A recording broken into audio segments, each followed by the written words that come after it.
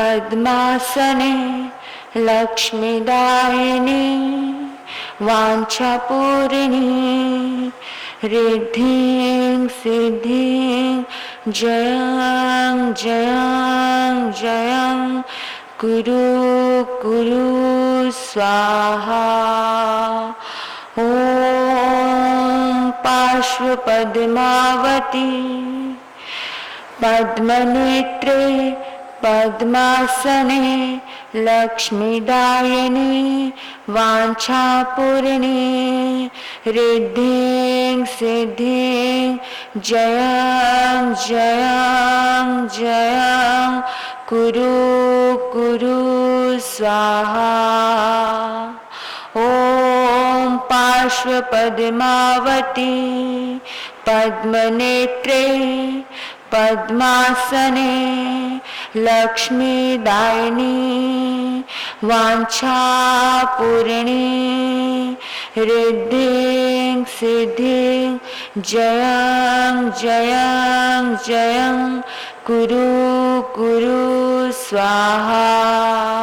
ॐ पार्श्वपद्मावती पद्मनेत्रे पद्मासने लक्ष्मीदायिनी वाञ्छापूरिणी रिद्धिं सिद्धिं जयं जयं जयं कुरु कुरु स्वाहा। स्वाहा सभी मिलकर बोलेंगे। ओम पद्मावती पद्मनेत्रे पद्मासने लक्ष्मीदायिनी वाञ्छापूरिणी रिद्धिं सिद्धिं जयं जयं कुरु कुरु स्वाहा। ओम पार्श्वपद्मावती ओम पार्श्वपद्मावती ओम पार्श्वपद्मावती पद्मनेत्रे पद्मासने लक्ष्मीदायिनी वाञ्छापूरिणी रिद्धि सिद्धि जयं जयं जयं कुरु कुरु स्वाहा कुरु कुरु स्वाहा। ओम पार्श्वपद्मावती पद्मनेत्रे पद्मासने लक्ष्मीदायिनी वाञ्छापूरिणी रिद्धिं सिद्धिं जयं जयं जयं कुरु कुरु स्वाहा। ओम पार्श्वपद्मावती पद्मनेत्रे पद्मासने लक्ष्मीदायिनी वाञ्छापूरिणी रिद्धिं सिद्धिं जयं जयं कुरु कुरु स्वाहा। ओम पार्श्वपद्मावती पद्मनेत्रे पद्मासने लक्ष्मीदायिनी वाञ्छापूरिणी रिद्धिं सिद्धिं जयं जयं जयं कुरु कुरु स्वाहा। ओम पार्श्वपद्मावती पद्मनेत्रे पद्मासने लक्ष्मीदायिनी वाञ्छापूरिणी रिद्धिं सिद्धिं जयं जयं कुरु कुरु स्वाहा। ओम पार्श्वपद्मावती पद्मनेत्रे पद्मासने लक्ष्मीदायिनी वाञ्छापूरिणी रिद्धिं सिद्धिं जयं जयं जयं कुरु कुरु स्वाहा।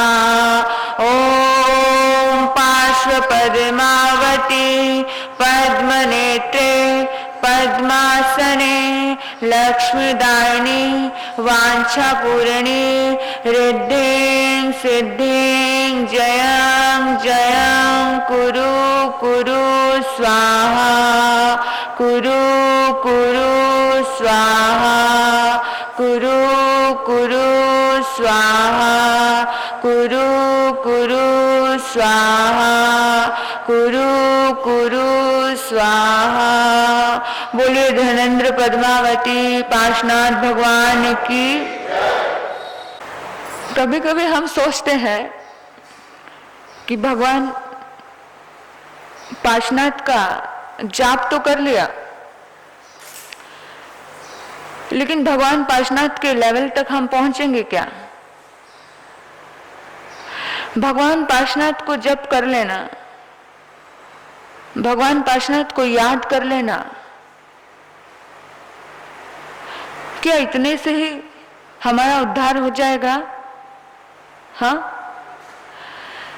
हमने राम को बहुत सुना है और बहुत राम का नाम भी रटा है। हमने भगवान महावीर को भी बहुत सुना है। भगवान महावीर को सुनने का मतलब कि भगवान महावीर के बारे में बहुत सुना है। भगवान महावीर के बारे में सुन लेना और भगवान महावीर की जयकारे लगा लेना। क्या जयकारे लगाने से और महावीर को सुनने से हमारे भीतर में महावीरत्व प्रकट हो जाएगा? हाँ, क्या लगता है? हम आराधना अनुष्ठान तो कर रहे हैं ना। 16 सतियों का चरित्र पढ़ लेने से और केवल उनका नाम ले लेने से हमारी जिंदगी का कल्याण होगा? कहते हैं पोथी पढ़ पढ़ जग मयो गया ना। हजारों पंडितों ने हजारों शास्त्र पढ़ डाले, लेकिन 2.5 अक्षर प्रेम के पढ़े सो पंडित होए, 2.5 अक्षर धर्म के पढ़े सो, 2.5 अक्षर त्याग के, 2.5 अक्षर धर्म के, 2.5 अक्षर प्रेम के। ये 2.5 अक्षर केवल पढ़ने के नहीं है, ये अंतरात्मा में उतारने के हैं।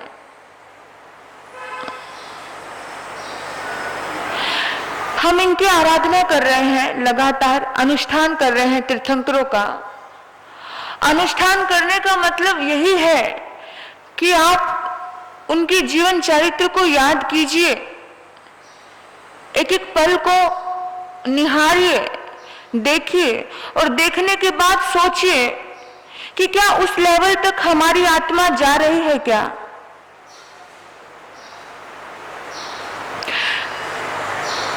इनकी जिंदगी में बड़े कष्ट आए,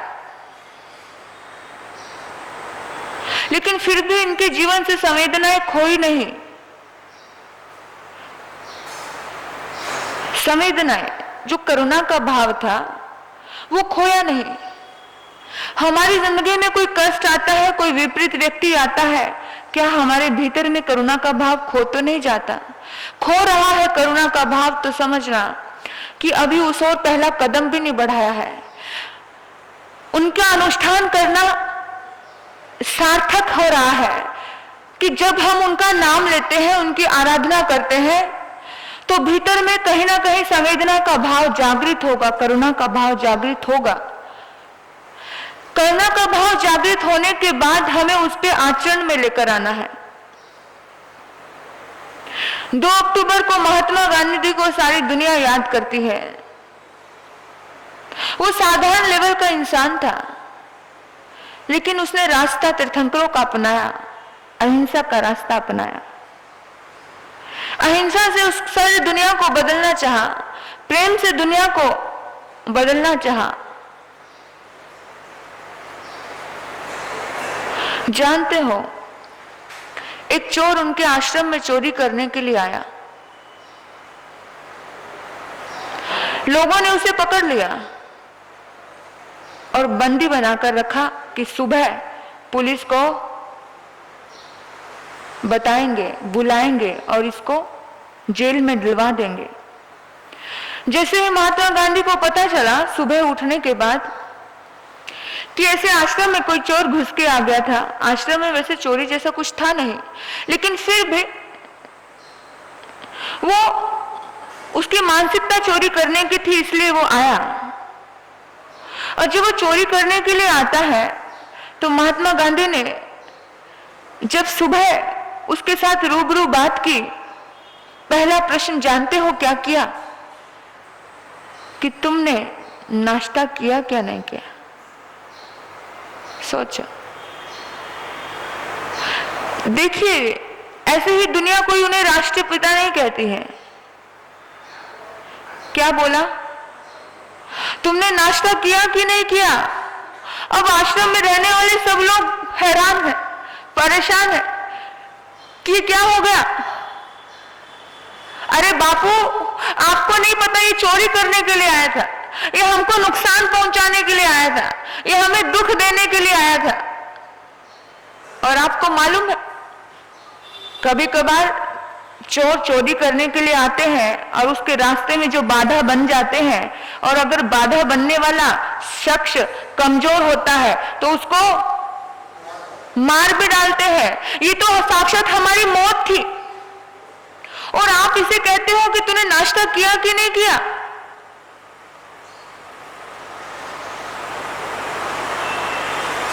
महात्मा मुस्कुरा देते हैं, बापू मुस्कुराते हैं।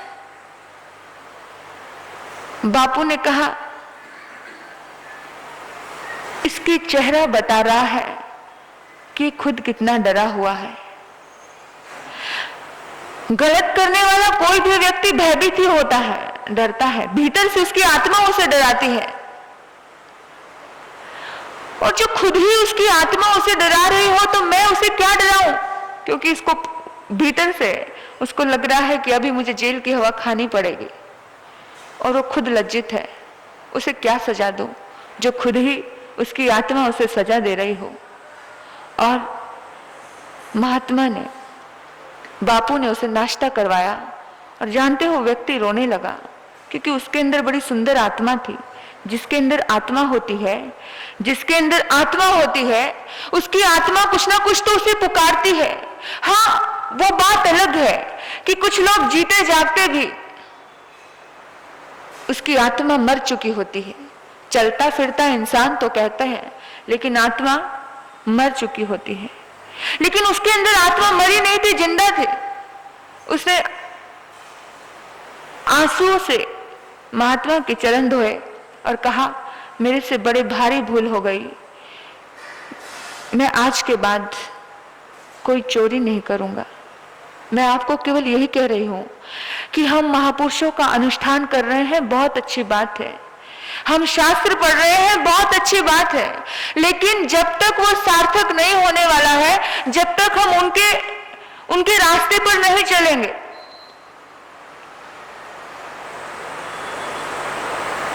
ये अनुष्ठान, भगवान पार्श्वनाथ का अनुष्ठान जबरदस्त है। अनुष्ठान से हमें बहुत बड़ी सीख लेनी है। ये जितने भी अनुष्ठान हमने किए हैं, उनसे हमें बहुत बड़ी सीख लेनी है। ये अनुष्ठान हमें बहुत बड़ी सीख देकर जाते हैं। मोहन बहुत छोटे थे और उनको बचपन में उनकी माता मोनिया कहकर पुकारती थी। और बचपन से बड़ी ताकत थी, बड़ी शक्ति थी। कभी इस पेड़ पर चढ़ना, कभी उस पेड़ पर चढ़ना, कभी यहां उछलना, कभी यहां उछलना। बचपन बड़े जिंदा रूप से जिया था। और मोनिया अमरूद के पेड़ पर चढ़ी, और जैसे ही अमरूद के पेड़ पर चढ़ा हुआ, मोनिया को देखा, मोहन को देखा, तो उसके बड़े भाई ने उसको नीचे उतारा और 2-4 थप्पड़ लगा दिए। तुझे समझता नहीं, अगर तू गिर जाता तो। अब मोनिया रोते रोते, बच्चे को नहीं पता होता कि कौन व्यक्ति मेरे हित में है, मोनिया रोते रोते अपनी माँ के पास गए और माँ के पास जाकर बोला कि माँ, भाई ने मुझे मारा। और माँ ने सहज रूप में कह दिया, उसने तुझे मारा तो तू भी उसे मार दे। उसने तुझे मारा तो तू भी मार दे।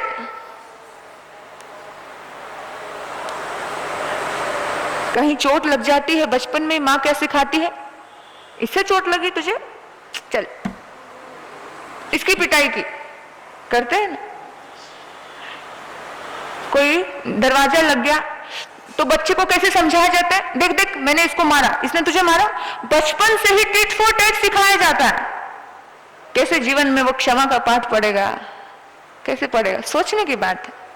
जब बचपन से ही सिखाया जा रहा है उस बच्चे को, तो कैसे वो जीवन में क्षमा का पाठ पड़ेगा?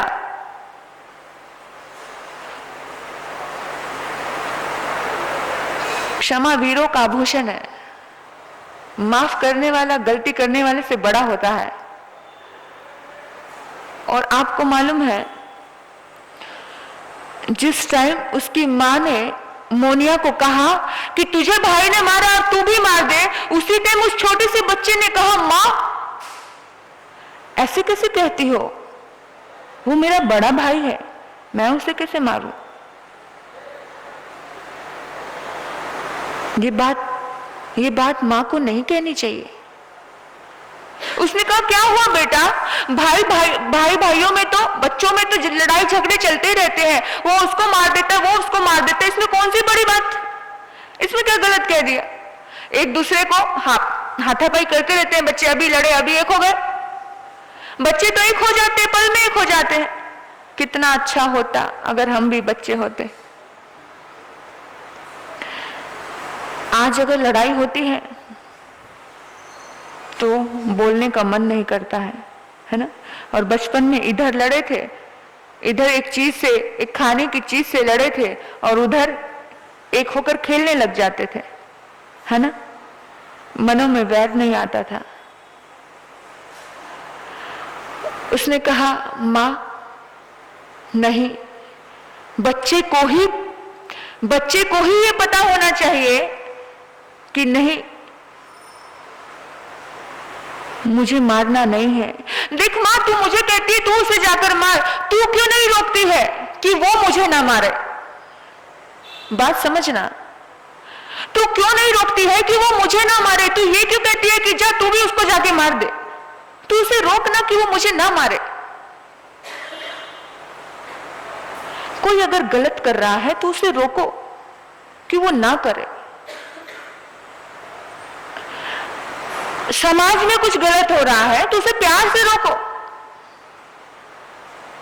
घर में अगर गलत हो रहा है तो उसे रोको। रोकना ही अहिंसा है।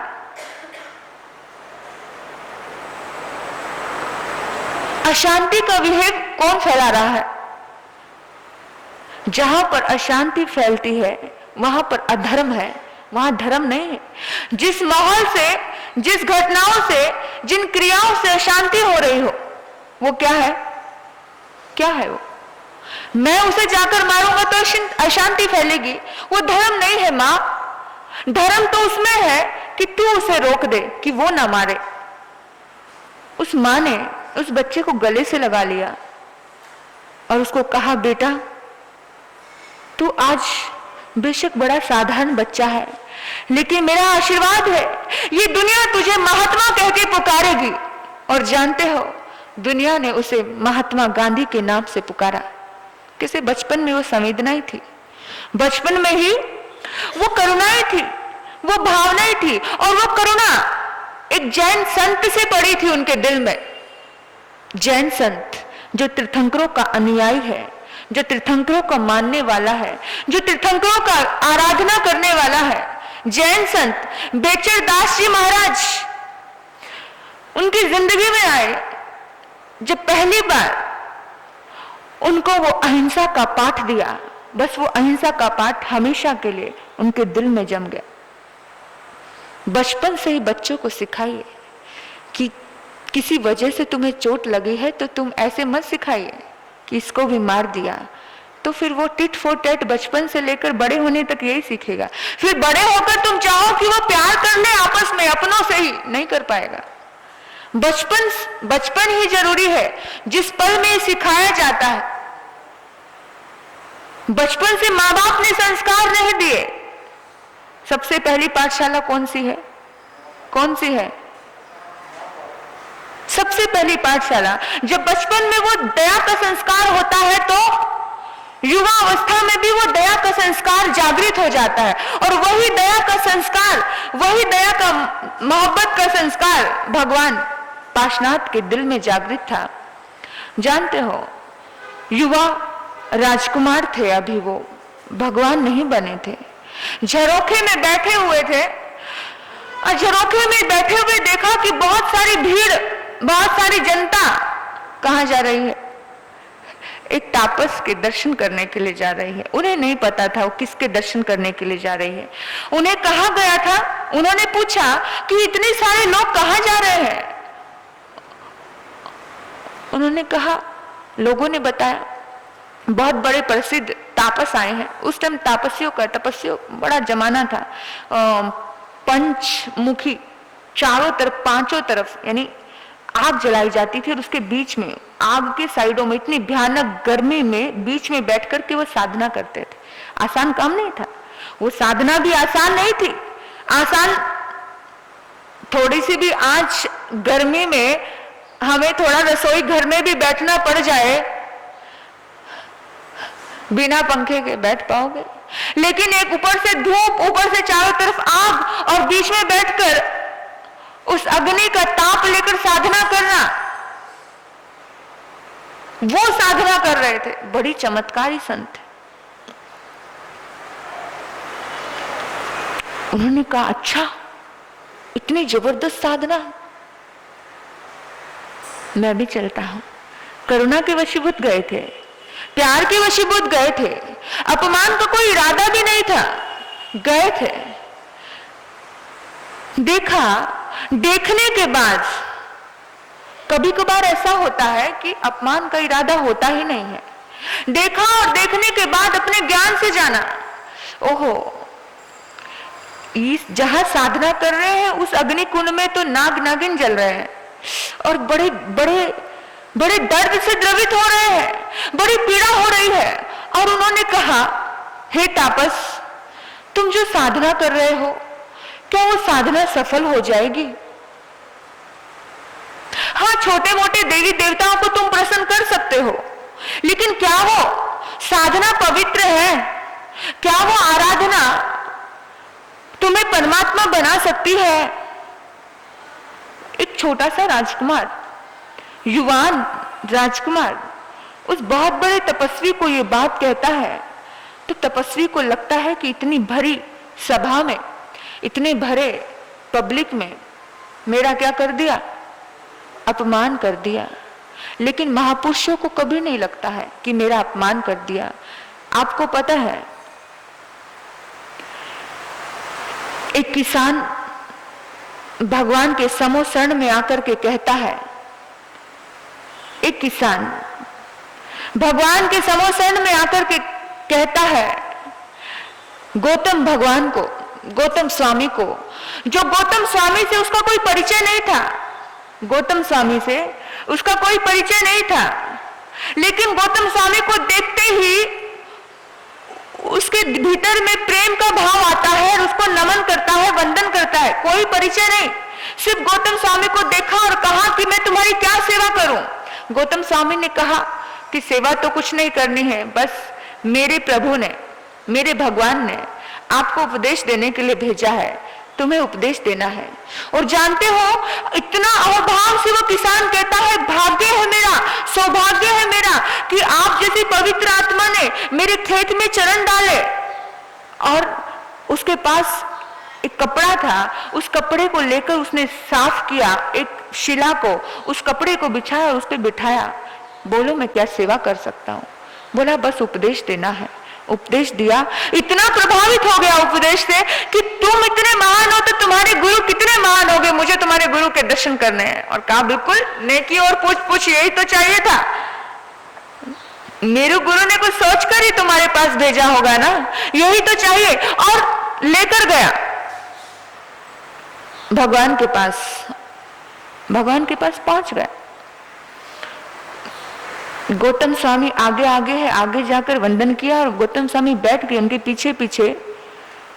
समोसन की आभा तो जबरदस्त होती है, हीरो के कंगूरे जड़े होते हैं, सोने चांदी के प्रकोटे बने होते हैं, क्या आलीशान वैभव होता है समोसण में। खुद देवी देवता उनको छत्र चवल ढोला रहे होते हैं भगवान को, उनका पुण्य होता है। अगर कुछ अच्छी घटनाएं घट रही है, कुछ नेक कार्य हो रहे हैं, तो किसी संत का, किसी परमात्मा का पुण्य है तभी हो रहा है ना। उनका पुण्य की बदौलत साधारण जनता लाभ उठा रही है, साधारण जनता भी देवी देवताओं के दर्शन कर रही है, साधारण जनता भी आनंद मना रही है। पशु पंछी उसके बीच में बैठे हैं, मानव वहां बैठे हैं, श्रावक श्राविकाएं वहां बैठे हैं, त्रिंश त्रिंचनी वहां बैठे हैं, जहरीले से जहरीला जानवर वहां बैठा है और प्रेम से भरकर बैठा है। उनकी करुणा सबके भीतर में करुणा भर देती है।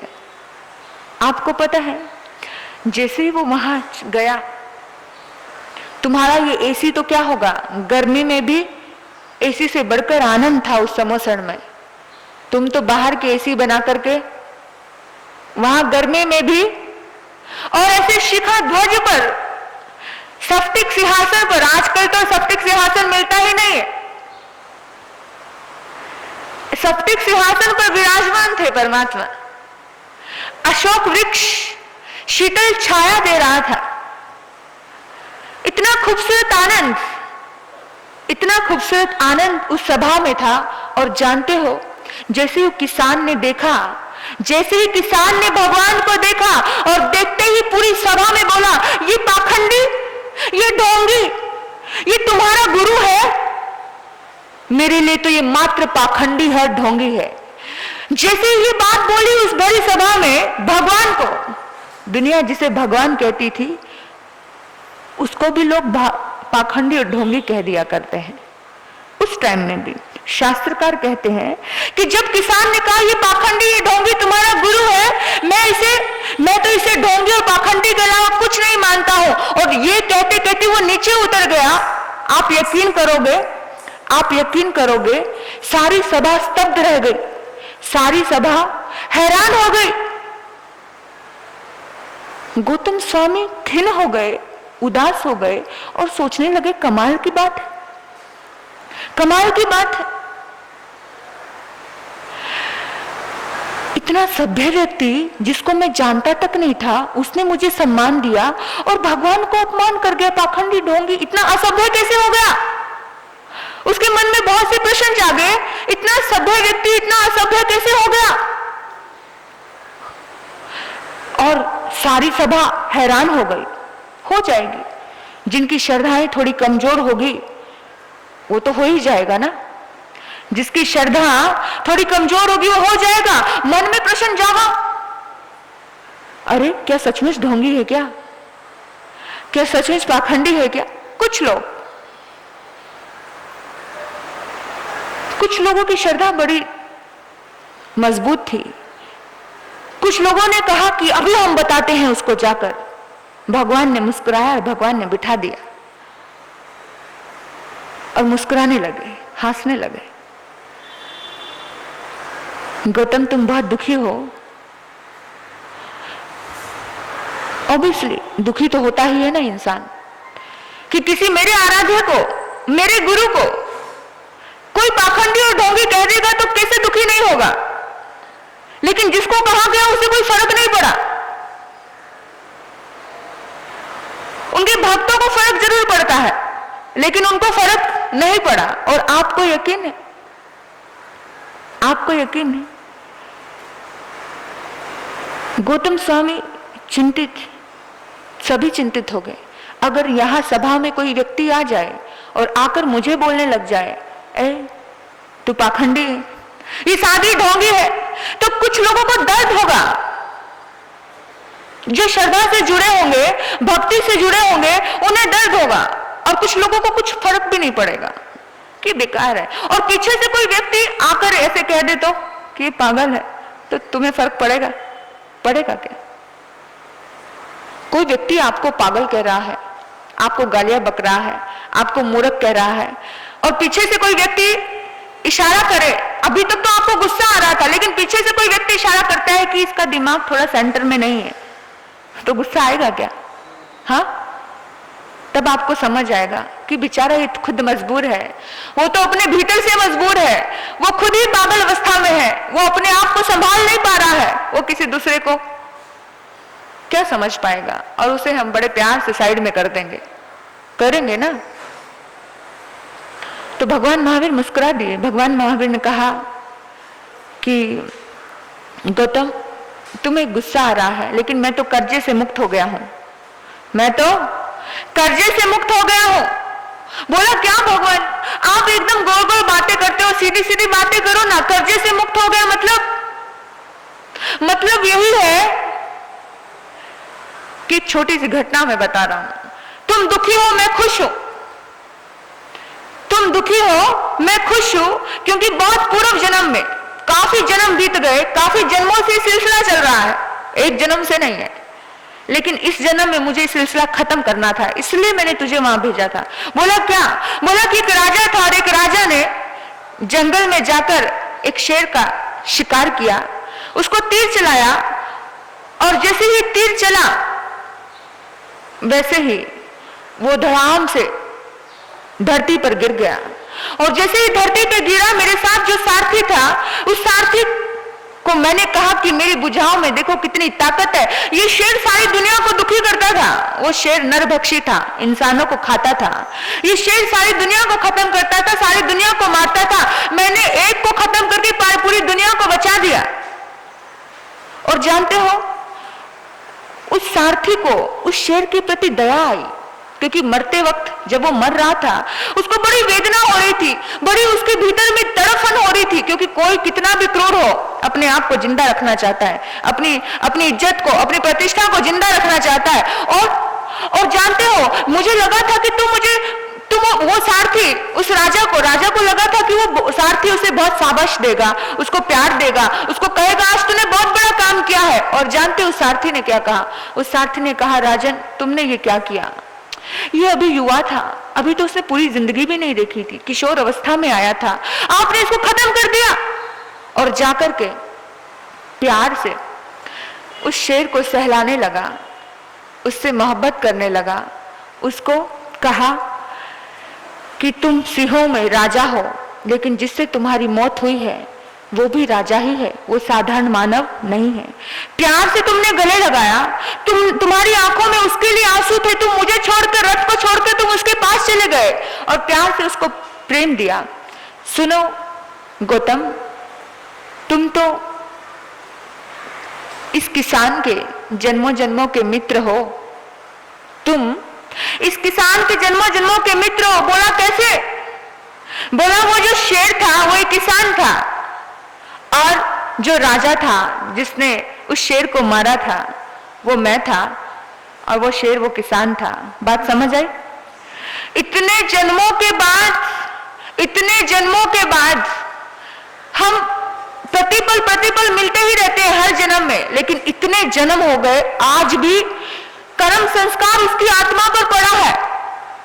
उसे याद नहीं है कि मैं उसे मारने वाला था, उसे याद नहीं है कि तू उसे प्यार करने वाला था, लेकिन उसकी आत्मा का संस्कार उसे ये करने के लिए मजबूर कर दिया, ये करने के लिए उसकी आत्मा के संस्कार ने मजबूर कर दिया।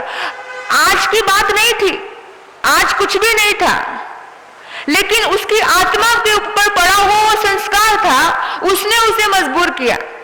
वो आया तो भक्ति भाव से ही था, वो आया तो प्यार से ही था मिलने की, लेकिन जैसे ही उस आत्मा के साथ, यानी मेरी आत्मा का उसके साथ साक्षात्कार हुआ, उसकी भीतर में दबा हुआ वो संस्कार उदय हो गया। और मैं खुश हूं कि आज कर्जा मुक्त हो गया, आज बिल्कुल कर्जा मुक्त हो गया।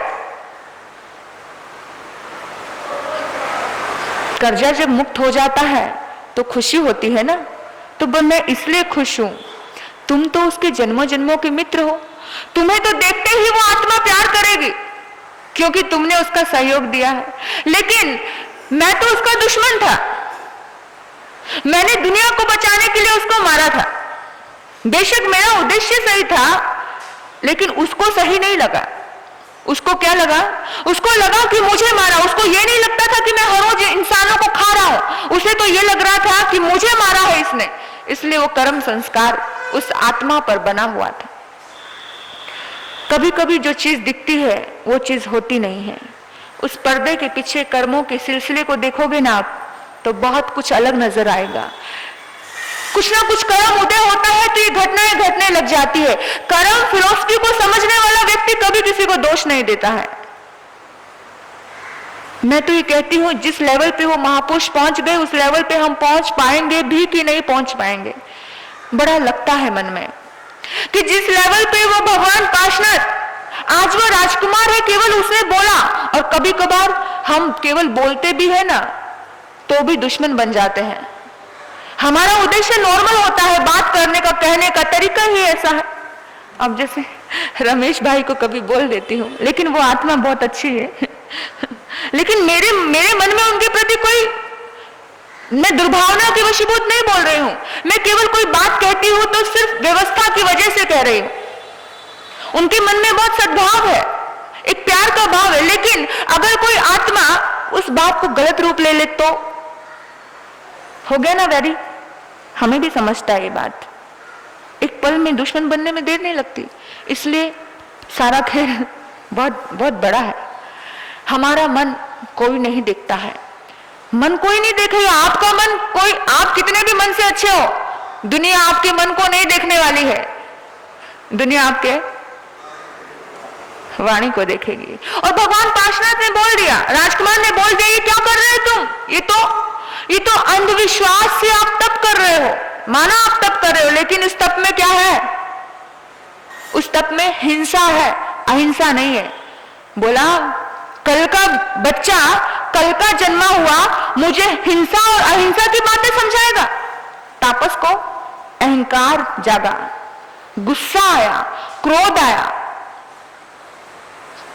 क्या परिणाम है तुम्हारे पास? क्या सबूत है तुम्हारे पास?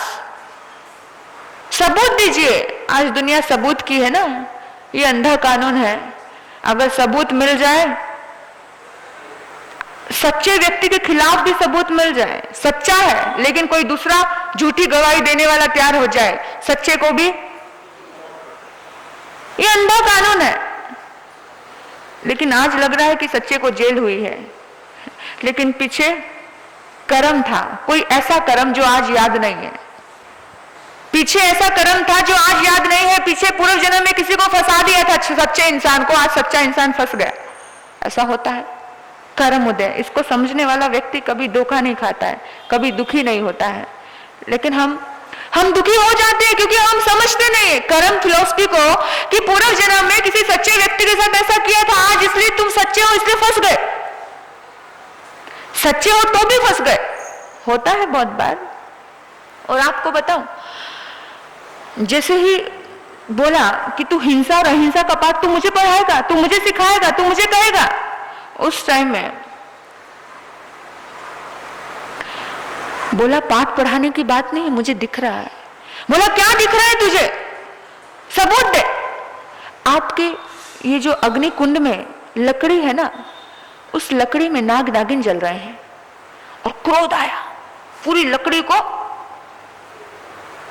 तहस नहस कर दिया, पूरी अग्नि की वेदी को तहस नहस कर दिया। किसने? तापस ने। पाश कुमार ने नहीं किया, उसी ने किया। सारी दुनिया तमाशा देख रही है। तमाशा बनाना बहुत इजी होता है। दुनिया 1 मिनट में दुनिया तमाशा देखने में बड़ा रहा। 4 जने लड़ रहे हो ना, कभी उसके बीच में जाकर उसको चुप नहीं करवाएंगे, तमाशा देखेंगे। लेकिन 4 जने लड़ रहे हो, अगर कभी चुप करवाओ ना, ये भी बहुत बड़ा पुण्य का काम है। 4 जने लड़ रहे हो और कभी उस बात को एकदम शांत कर दो ना, ये भी बहुत बड़ा पुण्य का काम है। उस बात पे गौर ही ना दो ना, ये भी बहुत बड़े पुण्य का काम है। गौर ही मत दो, शांति से उन्हें जुदा कर दो। तमाशा देख रही थी दुनिया। और सचमुच जब उस लकड़ी के 2 टुकड़े किए गए, उसमें नाग नागिन जल रहे थे और झुलस रहे थे, बुरी तरह से तड़प रहे थे। ऐसे तड़प रहे थे, ऐसे तड़प रहे थे, ऐसे तड़प रहे थे, पूछो मत। और उस टाइम में बड़े प्यार से, बड़ी करुणा से उस जीव को भगवान पार्शनाथ ने नवकार मंत्र सुनाया। उस टाइम भगवान नहीं थे, राजकुमार थे, लेकिन फिर भी तीर्थंकर की आत्मा अगर किसी जीव को नवकार मंत्र भी सुना देती है ना, तो देवगति निश्चित है। देवगति निश्चित है। मैं तो कहती हूँ जब भी कभी कोई अवसर आए, हम तो रास्ते में चलते चलते ना कभी कभी ऐसे बहुत सारी कभी कुत्ते का एक्सीडेंट सामने सामने हो जाता है, कभी कोई ऐसी बहुत सारे रास्ते में वो पड़े होते हैं, अनाज पड़ा होता है और अनाज चुगने के लिए कुछ चिड़ियाएं कुछ आसपास में सड़क पे ही आ जाती है और जैसे ही कोई ट्रक आता है उसमें उसकी चपेट में कोई ना कोई फंस जाती है। और मैं तो बहुत बार ऐसा करती हूँ, रास्ते में कितनी बार ऐसा होता है कि कोई पशु का एक्सीडेंट हो जाता सामने सामने, बहुत बार ऐसे एक बार एक गाय का एक्सीडेंट हुआ, यानी कि जब तक मैं उसका पूरी तरह से इलाज नहीं करती मैं वहां से नहीं जाती हूँ, नहीं हिलती हूँ। नवकार मंत्र सुनाऊंगी, वो करूंगी, लेकिन जो काम डॉक्टर का है वो डॉक्टर को बुलाया जाता है, डॉक्टर को कितना भी दूर हो कैसा भी हो कुछ ना कुछ रास्ते मिल ही जाते हैं, कोई ना कोई प्रकट हो ही जाता है, क्योंकि जब हमारी भावनाएं अच्छी होती है ना कोई ना कोई इस भावना को सफल करने वाला भी मिल जाता है। तो ऐसे ही कोई भी अगर आपको मिलता है ऐसा जीव तो उसको नवकार मंत्र देना, उसे बोलना, किसी से राग द्वेष मत रखना, ये तेरा कर्म था, उदय कर्म था, इसलिए ये पल आया है, शांति से अपने प्राण छोड़ो। और बड़े प्यार से बड़े सद्भाव से पाश कुमार ने उस नाग नागिन को इतनी सुंदर बात बताई कि ये परवासी, तुम तो केवल प्रवासी हो, तुम केवल मुसाफिर थे, थोड़े पल के लिए तुम इस जीवन में यात्रा करने के लिए आए थे, तुम्हारी जिंदगी ये नहीं है, तुम्हारी जिंदगी तो शाश्वत सुखों से भरी हुई है, तुम्हारी आत्मा तो सिद्ध बुद्ध मुक्त होने वाली है। बड़े सुंदर भाव दिए, बड़े सुंदर, तुम शांत रहो, तुम करुणामय रहो, तुम अपने देखो नाग के अंदर, नाग नागिन के अंदर सबसे ज्यादा क्रोध होता है, जो इस जन्म में सबसे ज्यादा क्रोधी हुआ वो उसकी गति निश्चित जहरीला जीव बनना है। तो इस जन्म में जीते जागते इस क्रोध को शांत कर लेना। अगर जहरीला जानवर नहीं बनना चाहते हो, बिच्छू बनोगे, सर्प बनोगे, ऐसा भयानक जहरीला जानवर जिसके पास तुम मर रहे होंगे तो भी जल्दी से कोई तुम्हें देखने नहीं आएगा, क्योंकि खुद डर, सामने वाले को डर लगता है, तो क्रोधी व्यक्ति से सभी को डर लगता है ना। लेकिन भगवान पार्श्वनाथ का वो जीव था, उस जीव ने, उस राजकुमार ने बड़ी ताकत दिखाई, सब लोग पीछे हट गए, लेकिन बड़े प्यार से उसके ऊपर हाथ फहराया, बड़े मोहब्बत से करुणा दी और उस करुणा की बरसात थे वही प्राणांत हो गया। जैसे ही प्राणांत हुआ वैसे ही देवगति मिल गई। देवी पद्मावती और देव धर्मेंद्र बने। कमठ तो जन्मों जन्मों में क्या किया, तो कमठ उस तापस ने बड़ी साधना की और मर करके वो मेघ कुमार, मर करके मेघमाली बना, मर करके जो बरसात करता है, क्या नाम था, मेघमाली था ना, है ना, मेघमाली बना। भगवान दीक्षित हो जाते हैं, राजकुमार के भीतर में वैराग्य उत्पन्न होता है, दीक्षित होता है, वो प्रसंग वो सब वो भूल जाते हैं, उन्हें कुछ याद नहीं रहता, अपनी जिंदगी में आगे बढ़ जाते हैं, साधना को आगे बढ़ाते हैं, अहिंसा को आगे बढ़ाते हैं। लेकिन आप यकीन करोगे हर जन्म में, एक जन्म नहीं, दो जन्म नहीं, तीन जन्म नहीं, जन्मों जन्मों से पीछे से उसका क्या चल रहा था, वैर चल रहा था। सबसे पहले वैर भाई, दो भाई थे तब जन्म लिया था, सबसे पहले वैर, जब वो दो भाई थे, पार्श्वनाथ और कमठ, पूरब में भाई थे, जब भाई थे तब वैर जन्मा था। कमठ का जीव पूर्व जन्म में जो पार्श्वनाथ थे, दोनों आपस में भाई थे, और कमठ के जीव ने भगवान पार्श्वनाथ की जो पत्नी थी, पूर्व जन्म की पत्नी, उसके साथ गलत रिश्ता रखा था। और इसी की वजह से, जन्मों जन्मों की बात बता रही हूं, बहुत पीछे की बात बता रही हूं, इसकी वजह से उस जीव ने, भगवान पार्श्वनाथ के जीव ने सारी दुनिया में लोगों में इस बात को बोला था, किसी के मर्म को प्रकट किया था, इतनी गलती हुई थी, इतनी गलती, किसी के गुप्त रहस्य को प्रकट किया था, इतनी गलती हुई थी भगवान पार्श्वनाथ के जीव से, कि मेरी पत्नी और मेरे भाई के बीच में क्या है, संबंध है, क्योंकि देख लिया था और था। लेकिन सत्य होने के बावजूद भी अपने घर की बात घर में नहीं रख पाया। देवरानी में गई, जेठानी में गई, भाइयों में गई, अड़ोस में गई, पड़ोस में गई, बात फैलते देर नहीं लगी और गुस्से में उसको अपने घर से निकाल दिया था। दोनों को निकाल देता, तुम जाओ। अब आपको लगेगा कि सही किया, आपको लगेगा सही किया, कौन बर्दाश्त करेगा? पत्नी और भाई रिश्ता एक जन्म का था, एक जन्म का था। उस एक जन्म के रिश्ते में जो वैर बांध लिया ना, वो जन्मों जन्मों का हो जाता है। एक जन्म के रिश्ते में हम ऐसा वैर बांध लेते हैं, अरे कौन है तुम्हारा, कौन पत्नी और कौन पति, आज वो इस जन्म में तुम्हारा है कि अगले जन्म में वो किसी और के साथ जिएगा, किसी और के साथ रहेगा, वो किसी और की पत्नी होगी, फिर क्या कर लोगे? किस लिए इतनी पकड़ रख ले?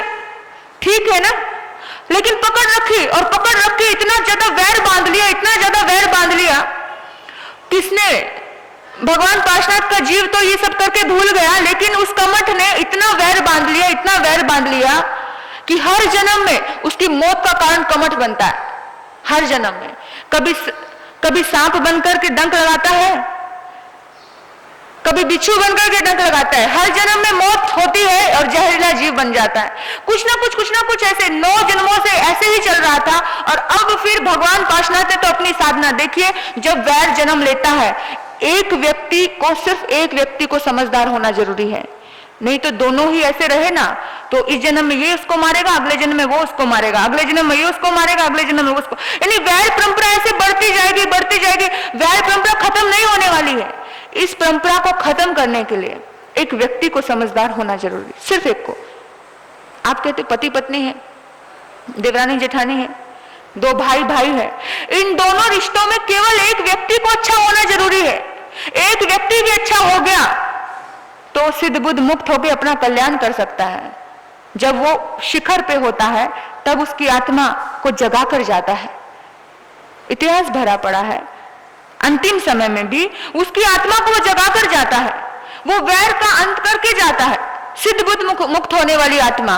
और आपको बताऊं मैं, जिस टाइम में, जिस क्षण में, जिस पल में ये रिश्ते इस कदर वैर के बन गए, इस कदर वैर के बन गए, वैर बनते बनते बनते बनते भगवान जब हो गए तब भी वो वैर का रिश्ता नहीं खत्म हुआ।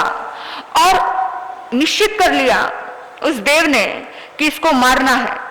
नीच जाति का देव होता, असुर कुमारों में जन्मे हुए ये सब चीजें, इसको मारना है। और अपनी माया फैला दी, अपनी माया इस कदर फैलाई कि पूरी की पूरी पानी भर दिया। और भगवान तो ध्यान में थे, अनुष्ठान लेकर बैठे थे कि कुछ भी हो जाए मैं हिलने वाला नहीं हूं। सारी दुनिया की रक्षा करने की ताकत जिस भगवान में है, उसकी रक्षा माता पद्मावती और धनेंद्र देव ने की। सारी दुनिया की ताकत, रक्षा करने की ताकत तीर्थंकर में थी, तीर्थंकर में थी, लेकिन उसकी रक्षा किसने की? माता पद्मावती और धनेंद्र देव ने। बस उसी पल में, उसी क्षण में रक्षा होती है। वो अनुष्ठान में थे, केवल ज्ञान प्राप्त होता है और केवल ज्ञान में सब कुछ। लताड़ा उस देव को, ललकारा उस देव को, तू मेरी शक्ति को नहीं जानता, खत्म कर देंगे हम तुझे। चरणों में झुक गया, अपनी माया समेट ली।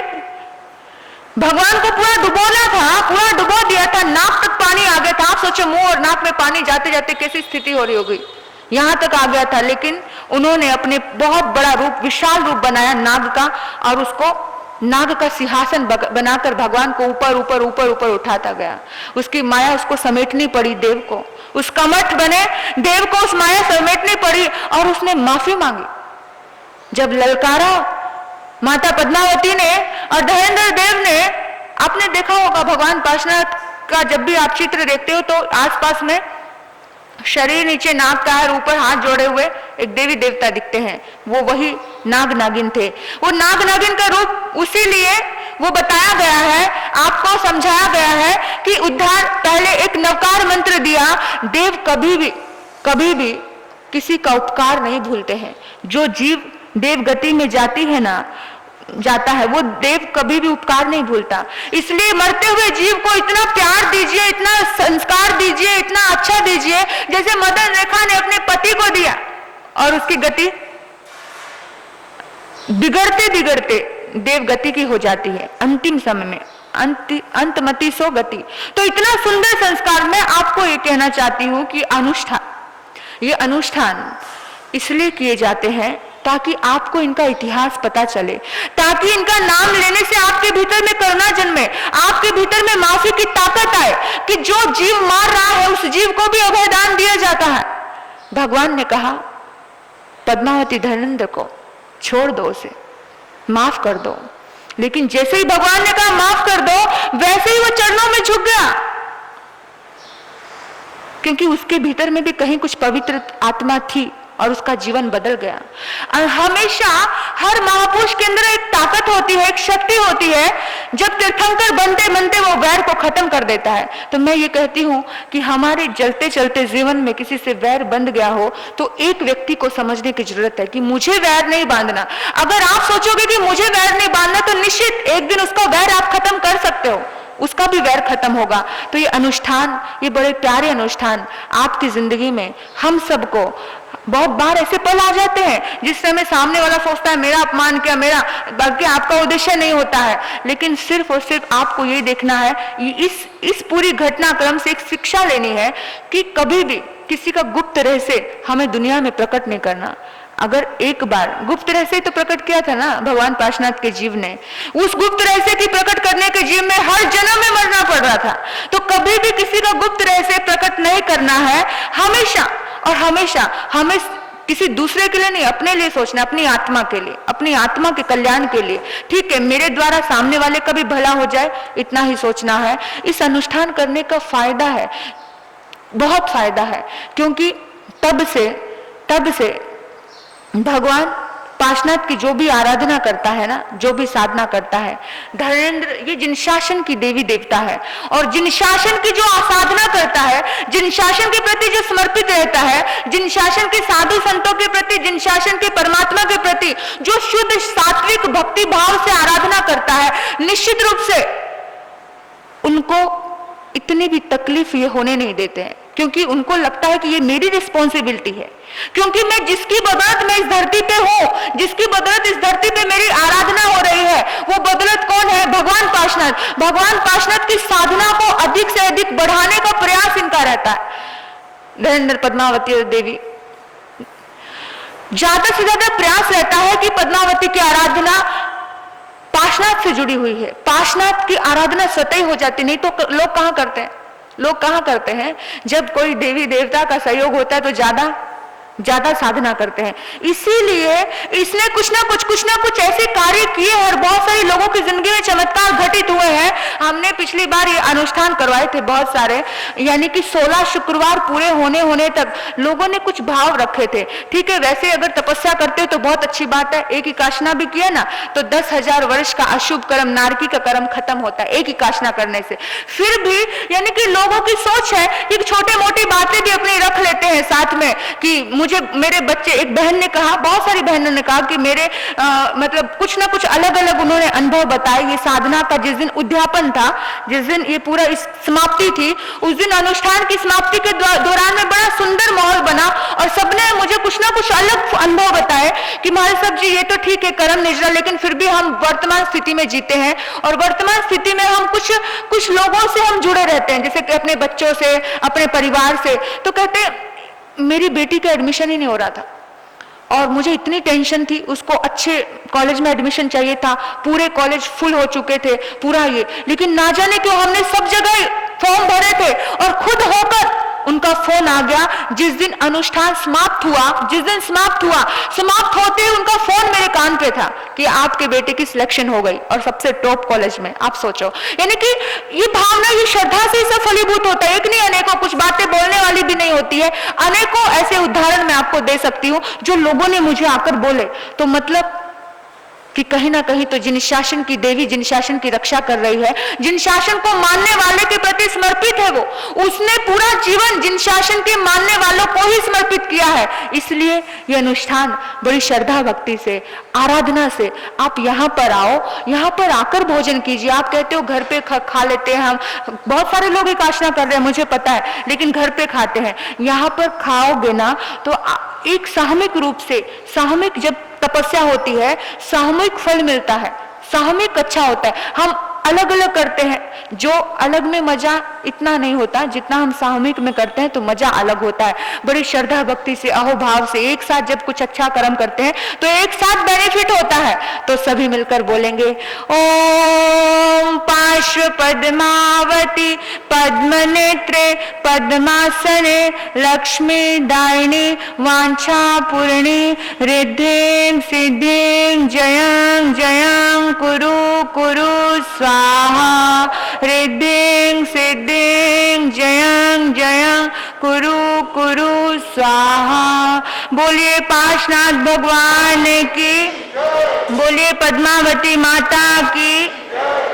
इन्हीं सद्भाव से मैं अपने वक्तव्य को विराम देती हूँ। अभी पार्श्व